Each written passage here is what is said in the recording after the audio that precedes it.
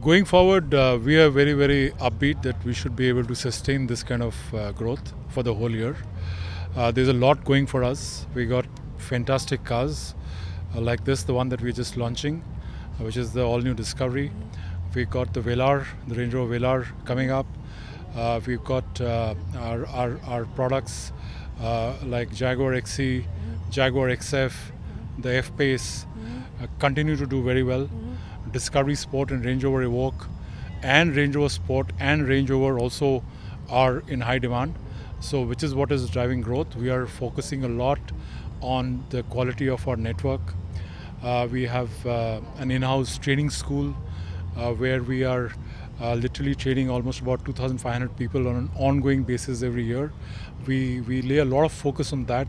We feel that after sales is going to be the key in the longer term, and therefore that then helps us to gain market share also, because if people have good experiences, then we get more and more people wanting to join the Jaguar Land Rover family, and we are seeing that's happening. That is what is driving this growth actually.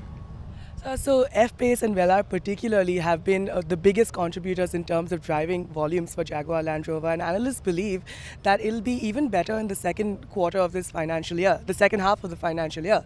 So what are we looking at? Is that the case, and what targets are we setting for ourselves going forward, sir?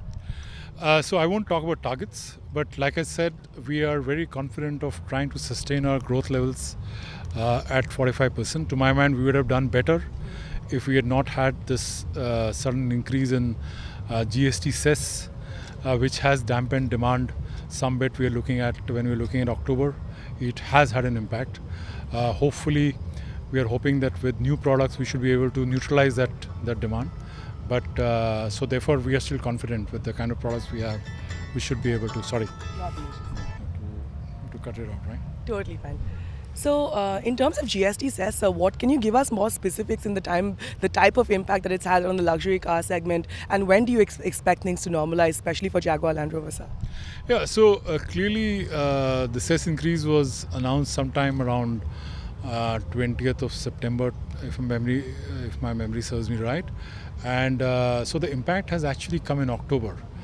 Very clearly, we have seen people who had preponed their purchases in September, so we had a very good September actually.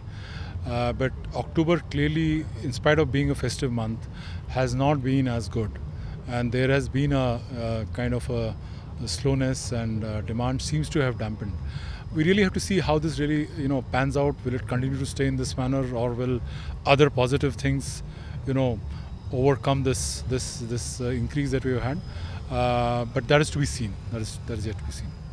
So moving on to market share, sir. Right now we have an 8 to 9%, and perhaps this will be increased going forward for Jaguar Land Rover, sir. So can you give us specifics in terms of market share targets and how we plan to do so in terms of milestones?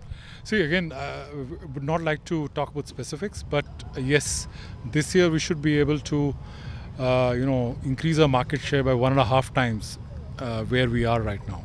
So that is something that should happen with the growth that we are able to get for Jaguar Land Rover products in India. Sir, electric vehicles, this is something that everyone's talking about, especially in the transport segment, sir. So we have a really tough target by 2030 to be able to convert most of our cars to electric vehicles. And Tata Motors, the parent company, has also surprised us by winning an EV bid, which considering that there aren't many EV prototypes of them running in India, sir. So what is the plan of JLR to convert to EV, and what kind of targets are we setting? I think overall JLR has planned out itself very well to cater to demand, world demand for EVs as and where it comes up. The first product, which is the I-Pace, is scheduled to be launched globally sometime early next year. However, as far as India is concerned, we are positively looking towards what kind of policy the government finally rolls out as far as EVs are concerned. And if it enables to enhance the ecosystem, enhance the infrastructure in India, we would be very, very pleased and keen to launch, hybrids and EVs as we go along. So just to get like a little bit of insight into what are we going to look at specifically in terms of conversion to EVs? Are there any specific models that JLR has in mind, or are we going to change the batteries? Are there any tie-ups with any, like, so EESL was the company that, you know, put in the tender. So are there any tie-ups with any companies that we are looking at in terms of EVs? What is the plan, sir?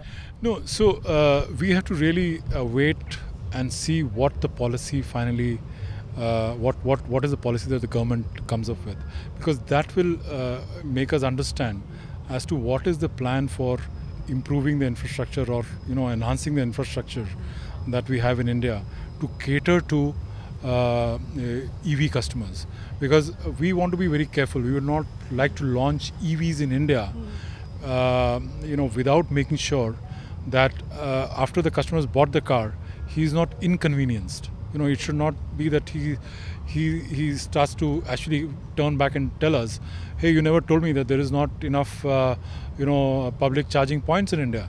So I want to go from, let's say, Bombay to Mahabaleshwar, and there are only 2 charging points, which means that I can't, if I want to come back on the same day, I can't do that, because I have to charge the car overnight before I can do that. So I think all that has to be ensured before we actually start to sell cars in India. We want to make sure that customers are not inconvenienced. So therefore we have to wait and see how the government, what policy the government comes out with, and how quickly we can see an ecosystem and an infrastructure develop in India, which will then give us the confidence to be able to launch the cars. Because JLR is almost ready. There were a raft of products in the pipeline which are consistent of both hybrids as well as electric cars.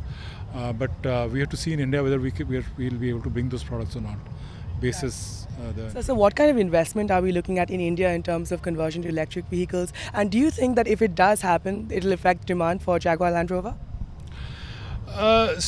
Frankly, from our point of view, within India, there is the investment is going to be limited to what we will have to do to localize the product in India, because the primary investment for electric cars would have already been made, in our parent company in the UK to cater to world demand. So, to my mind, that is not such a significant issue as far as we are concerned. I think the more significant issue is how quickly can we get those cars in India, because we are also very keen that we should partake in reducing the pollution in the environment. We should partake in the government's initiative to bring down the oil bill the country has as a whole, which will be helpful to society as a whole. So we are also very keen, but there has to be a policy which enables the travel to the final destination of having electric cars only on our roads.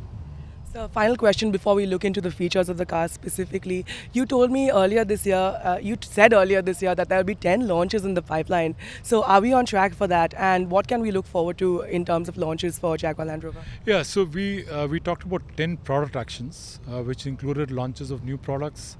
It included launches of refreshes, whatever mid-cycle refreshes. So more or less we are in line.